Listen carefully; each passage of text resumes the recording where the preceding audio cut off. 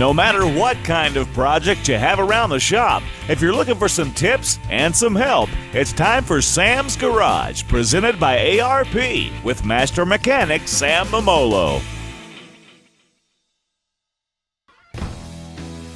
Welcome to Sam's Garage. Got a great show for you today. We're going to have some fun. You know, my garage here is a work in progress. What I've been doing today is installing an air system to bring compressed air to the right locations. That way you'll have a place to plug in your air line when you're working, and you won't have air hoses all over the ground, which is dangerous. You can trip. Clumsy guy like me, I hate that, so we're working on that. Also, you know, if you have these Ford with the 3-valve motors like this 5.4 Triton, and they've got variable valve timing, they've got cam phases, they've had some trouble with these cam phases. In fact, they've been redesigned several times. And one of the problems is when the engine's warm, oil's thin, they'll rattle. People complain about it all the time, but there's not much you can do. If you replace the phases, you're back to the noise in no time.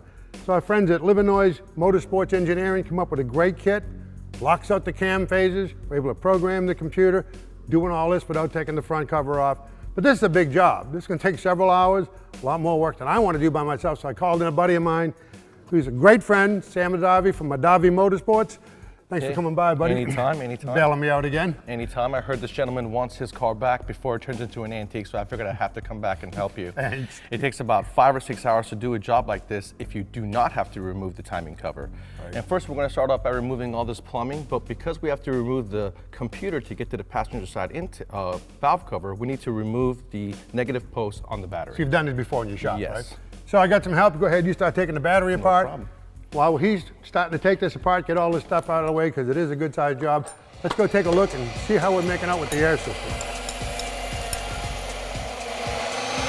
Nice cut, huh? Yeah, this thing works great. Yeah, you're not gonna take my saw home, I promise you. If I could fit it in my suitcase. This is Jonathan White from Prevost USA. Jonathan's helped spec this thing out, tell me what to do, and he's been installing it. I've just kind of been his helper. So what's our next move here? So this is my last cut. Next move, we're gonna deburr and chamfer the ends here. We don't wanna cut the O-ring on that. This is a soft aluminum, so it's really easy. Just use a hand file.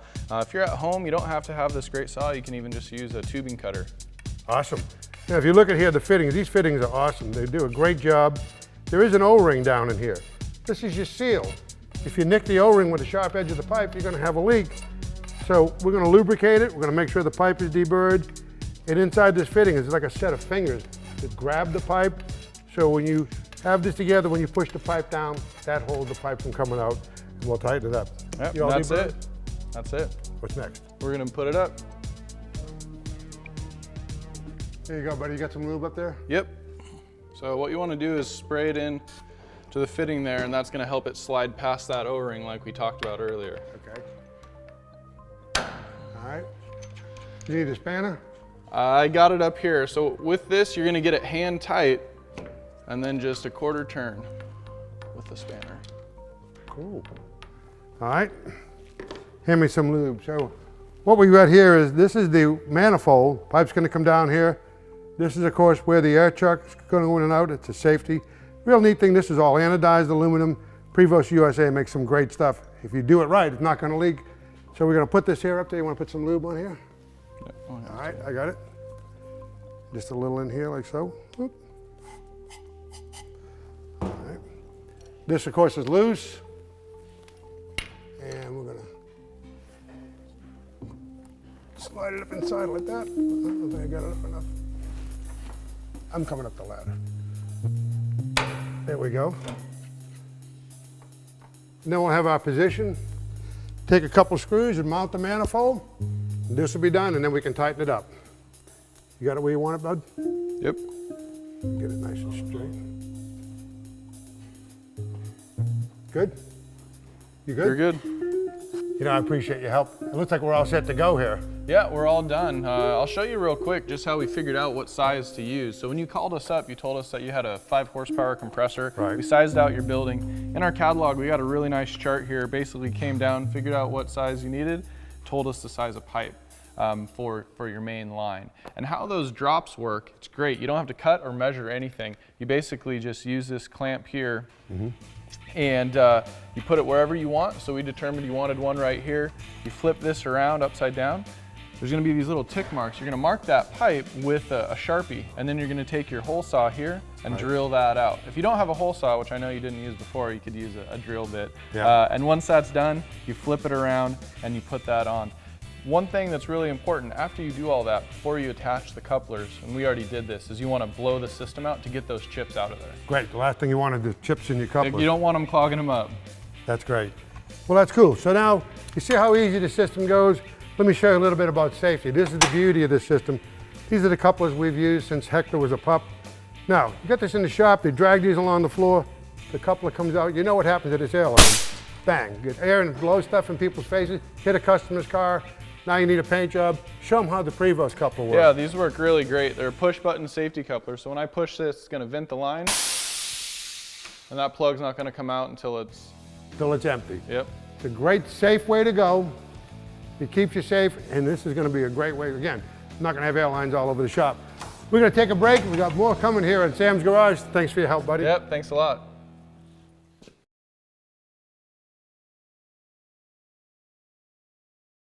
Sam's Garage, presented by ARP, is brought to you by Livernois Motorsports and Engineering. Performance driven, race proven. ARP, proudly made in the USA. The world leader in fastener technology. LMC Truck.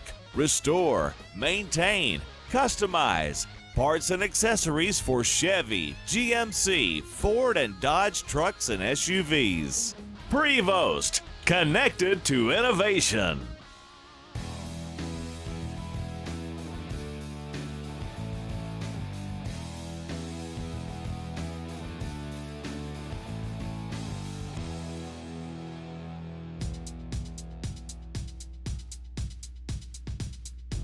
Okay, so as you can see, we got both valve covers removed. The passenger side being a lot harder than the driver's side, so I highly recommend using some sort of a zip tie or a strap to keep your electronic wire harnesses out of the way and or your coolant hoses out of the way. And we're gonna go with the driver's side. I have put the motor at top dead center so that we don't have the cams moving on us.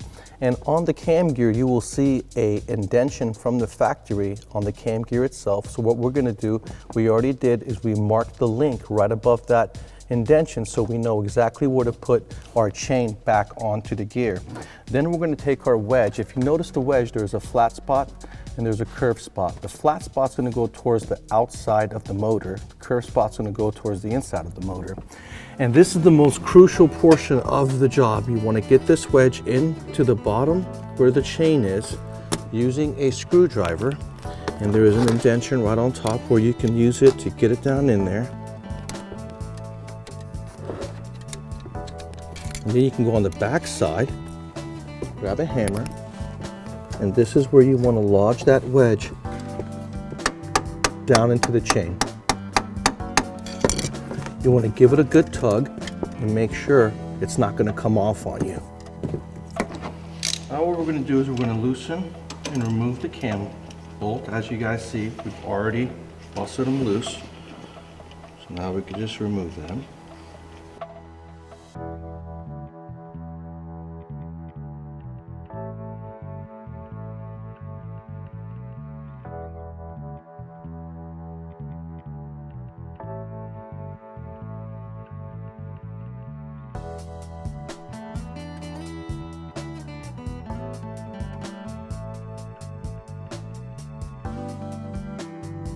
And there's the cam gear removed. There is the indentation with the mark, and we've got our chain mark.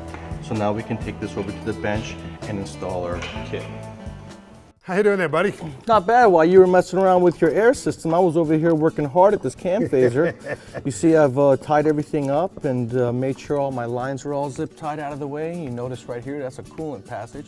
I blocked that off because the last thing we need is coolant to go into the crankcase. Really? And let me tell you something, this Livernois wedge really made this job absolutely awesome, because at the shop, when I do these, it's about 10 or 12 hours extra labor to take off that front cover at $100 an hour. That's a huge savings. So this tool is awesome. Does a great job. Saves you a lot of parts, gaskets, seals, all that kind of stuff. Then anytime you mess with something, you take it apart, you put it back together, always a chance of a leak.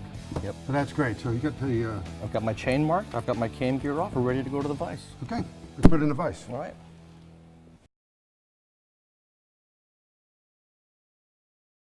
Okay, now we're going to show you guys how to install the Livernoise Motorsports Engineering Kit with these cam phasers. We've already got the cam phaser out of our car, and here we've got a plumber's vise because Sam's really a plumber, but he does have soft jaws on his vise so that we don't tear anything up. So what you want to do before you put it in the vise, you want to make sure that in this particular case, we have one long bolt. You want to make sure you mark which bolt that is because of the 5, one's going to be longer. And that bolt, what it does is it traps the spring. You know, this is the cam phaser, and that thing with the little pieces of metal sticking off it, that's the reluctor. What happens is the variable valve timing moves that with oil pressure, and it can vary the cam timing. Now, you know, besides having a noise that we're going to correct, if you're doing any performance work, you put heavier valve springs in here, change the camshafts, because these 5.4s are pretty powerful motors, and you can make them run, but the cam phasers will never be able to handle the increased spring pressure. That is very true, and we do a lot of performance applications, and anytime you put a camshaft in, you got to tell the computer what you've done, or it's going to continue to kick you out of the modification. We're going to do all of that. All right, let's go ahead. We marked that one bolt with a marker. We're just going to loosen that bolt, and then we'll take the other ones out. That way we keep the spring captured. You do not want to let that bottom spring that the long bolt is holding down to release. So we're going to loosen these 4. We're going to go ahead and remove them.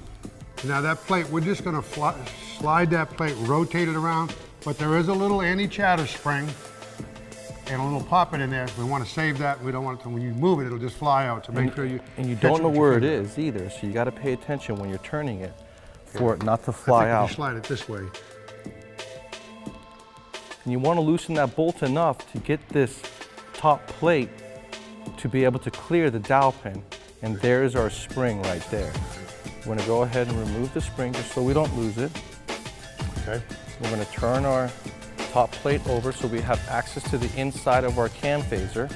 And this is the deluxe kit. Right. It actually comes with 2 dials in it. One is for the aftermarket phasers and one is for the original OEM phasers, Right. which the original OEM phaser is going to be blue in color. Now there is 5 slots, Okay.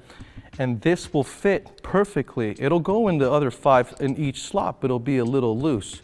You got to keep trying until you find the one that's nice and snug and tight. And in our case, that is the one. So we're going to just go ahead and put it in. Right. We're going to slide our cover back Don't over. forget our spring. By the way, when these things are loaded with oil, so we got a rag on the floor. That way, you won't have a mess. You take your spring down, put the cover on it, grab a flathead screwdriver so you can retain it down as you move your plate over on top of it so that it stays in place. Now, when you're putting these screws back, you want to put some blue thread locker on it. You don't need a lot, and you want to use the blue because that'll keep them in place, but you can also take it apart. And you want to be very careful when you're re-tightening this top plate that you take your fingers and go around and make sure that you're nice and centered, both the inside circumference and the outside, to make sure that you've got it back in center position, because that is absolutely crucial. I'm a pretty good assistant, aren't I? Yeah, you're not doing bad. For a plumber, you're doing pretty good. And the big thing is follow the instructions because there are different phasers. They're constructed different ways. And of course, we're going to put this all back together, torque those down. There's a torque spec, so many inch-pounds. And then we're going to go ahead and put it back in the vehicle. We'll show you how that works. Right now, we need to take a break, but we've got a lot more coming here at Sam's Garage. You got this under control there, I buddy? think I do. You sure? Yes, sir. I did pretty good? You did very well.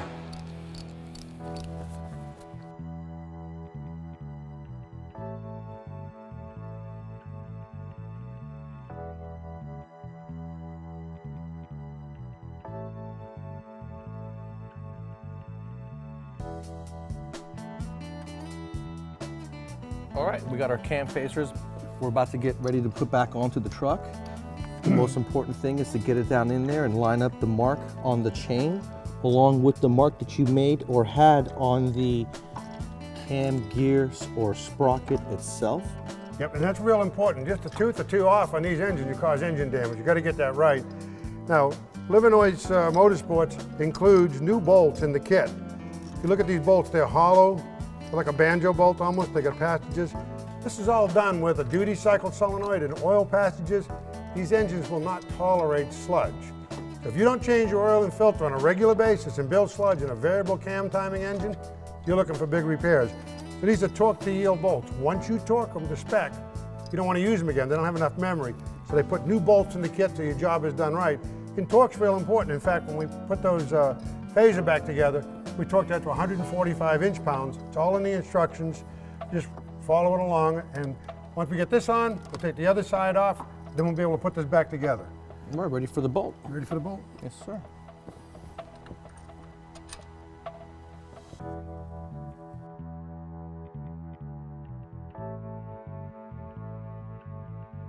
So after you've torqued down your bolt, you can go ahead and remove your wedge that's in the bottom of your timing cover.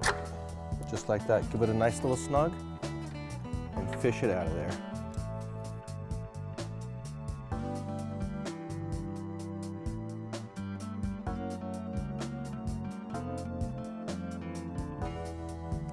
Watching Sam Madavi work is always fun. He's got the thing all back together.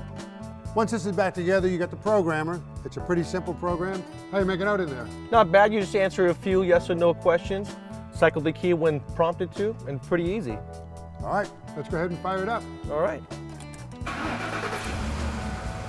There you go. No more diesel sound, no more clacking. The cam phases are not going to rattle. This kit is the secret. If you got a shop, you can make your customers happy. This little wedge tool is a marvel of engineering, no removing the front cover. It's a great way to go. So Livernois Motorsports, they got you covered when it comes to these Triton motors with 3 valves and cam phases.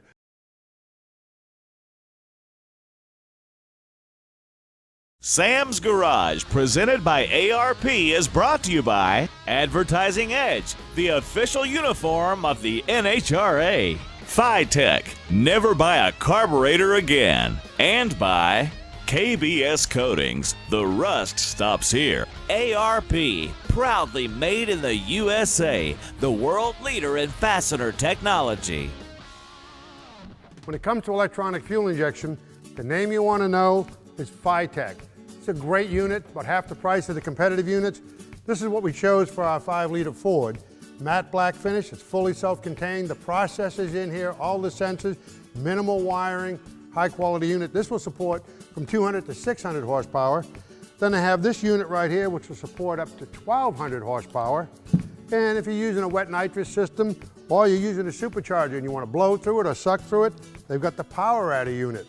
And again, these are available in matte black finish or in polish like this one right here. All controlled by this little touch screen, which is navigational by, you can navigate it by touching the screen or moving the joystick. Now, when people tell you you can convert in a weekend from a carburetor to fuel injection, but you got to weld an exhaust oxygen sensor bung in. You have a nice one that'll clamp on, you just drill the hole, clamp that on your pipe. It's supplied with it with the wideband sensor. Makes it real easy to do. Don't have to drop the tank if you buy the fuel command center. This has got an electric pump, high pressure pump, submerging fuel.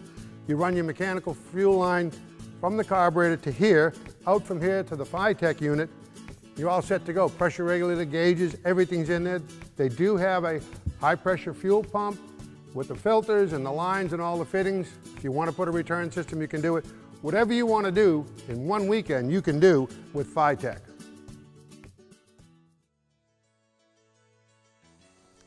We're making some progress on our little 5-liter Ford motor. I'm putting some pistons in. Now to recap, this engine's bored 30 over, came out of a 92 Mustang. Done a little performance work, wasn't enough power for the guys. We put a 351 in. I was the recipient. Been to the machine shop, vatted, line honed, put ARP main studs in it, got new cam bearings. Don refinished the cylinders beautifully for me. And I'm putting some pistons in. Now these pistons are used, but like I said, this is a budget build. These are really in good shape. They got almost no miles on them. They look new. They're 30 over. These are hyper-eutectic because I had them check the rods for alignment, and then we had them install ARP connecting rod bolts. The old bolts are right over there. They came out of it. And you want to make sure you use a high-quality rod bolt. Now, one of the things you got to do when you install new rod bolts, that's when they'll check the sizing, make sure we haven't crowded any metal. That's real important before you fit your bearings. Now, when you're putting pistons in, you don't need a lot of oil. Sometimes people put them in buckets of oil. I have lubricated the cylinder walls, put a little oil on the rings, put the ring compressor on, okay? I've got some assembly lube on the bearing. I have it on the other side too. And of course, I put these little protectors. which this will save if you hit the rod bolt onto the crank pin, you won't damage it. By the way, I got this neat little engine stand here with a crank, which was a gift from a friend, and it's working great. Makes it real easy. So tap your ring compressor down like that. Make sure it's nice and tight. I'll get rid of that. And then you just drive it on home. Just get it down below the deck. That way you can check the other end so you don't hit the crank. Okay, that worked fine. I'll watch my little position here, tap it down, and you just guide it. The notch in the piston goes forward, by the way. That tells you the front of the piston. And you can tell the sound. It's solid on the crank. Now I'll go ahead and crank this around. And I'll pull off our connecting rod bolt caps. These little things, by the way, you can get them in any building shop, any good parts store. Got a little oil on them, they're slick. Now, we took our ARP fastener, this is their Ultra Torque. You want to take and put some of that on, you've got these beautiful flange nuts between the nut and the cap and some on the threads. Make sure your bearing is nice and clean, and these line up with you gotta have the notches line up. Slide this on. And again, everything you do here gotta be nice and clean. We'll go ahead and put these all in. We'll torque them. After we get everything torqued, I'm gonna double check my crankshaft end float, and we'll be in pretty good shape. And the next thing we'll have to do, get all our pistons and rods in, everything torqued. Then we can do things like mount our oil pump. We can put our camshaft in. And when we do that, I'm gonna show you how to degree it in. We're not gonna spend a lot of time doing that. It's a straight motor. They're not off much at all. So we'll check it out, make sure it's right, and we'll be in good shape. We'll put some gaskets on it, tighten it up, and we'll be ready to go. Hope you learned something today. We'll see you next time here at Sam's Garage.